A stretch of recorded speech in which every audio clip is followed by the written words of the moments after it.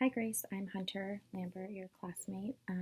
I did like your discussion on how you believe that gender roles um, are creating a gender neutral environment for a child to, um,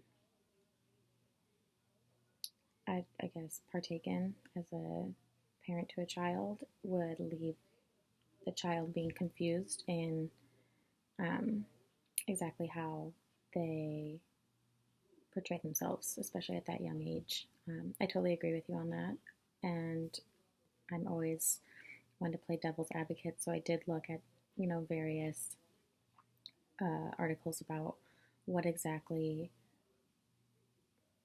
what children experience as gender neutral, growing up gender neutral, or those growing up with, the strict guidelines of being boy or girl. Um,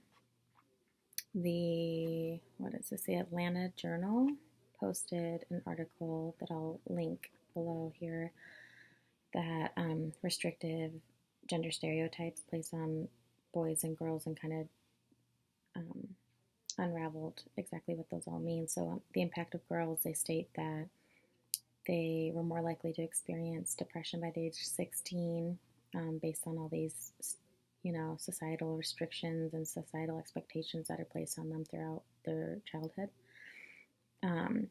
Have a greater risk of dropping out of school, pregnancy, child marriage, exposure to violence, depression, and HIV and sexually transmitted disease, which I don't really believe that last part because anyone can contract an STD or STI if they just are improper with their use. But so that doesn't really make sense to me. But that's a whole different story. That's the realm that I work in.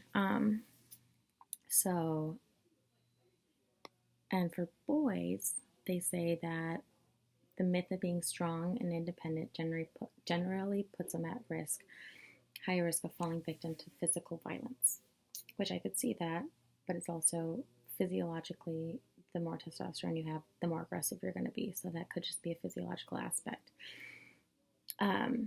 So I do think that your response of, children being more confused, not knowing exactly what gender role to pick, um, you have seen it in a lot of like the LGBTQT community that when they aren't able to express exactly who they are led with depression and high depression and suicide rates, throughout, I believe it starts at 13 and goes on until, you know, adulthood.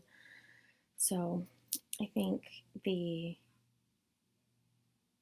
I think how I would parent a child is to tell them, exactly what a boy and a girl is, tell them the physiological components that make it, and probably treat my boy as a boy and my girl as a girl until they, if one day decide that they don't fall into that category, and that's fine because it's not my life to choose exactly what they do. So that's my take on it. I really appreciated your insight on the gender neutrality conversation. So thanks for that.